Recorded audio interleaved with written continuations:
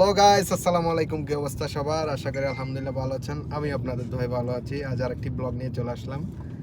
আজ জুম্মার দিন, সবাই জানেন আজ দুবাইতে ছুটির দিন, ছুটি, তাই বেরিয়ে পড়লাম বিকেল টাইম।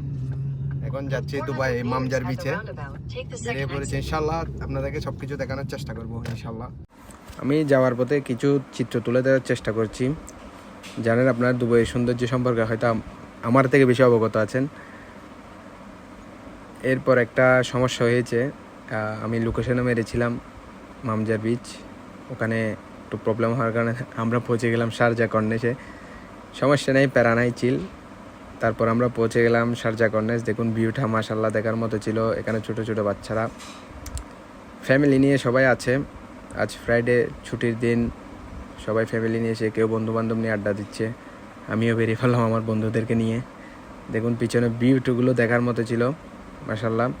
আর শারজা কর্নেশ তো আসলে সৌন্দর্য বলার নেই কিছু, হয়তো যারা আছেন তারা অবশ্যই জানেন।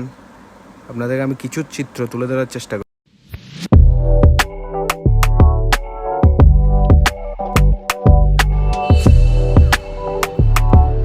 আমার পিছনের ভিউটা দেখুন, মাশাল্লাহ দেখার মতো ছিল।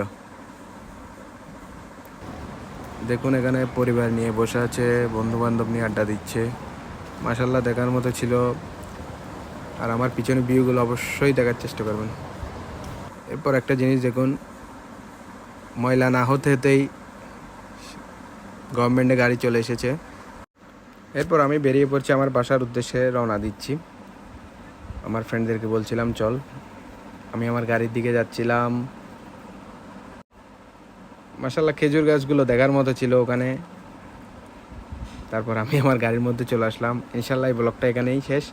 ভুল ত্রুটি থাকলে ক্ষমার দৃষ্টিতে দেখবেন ইনশাল্লাহ।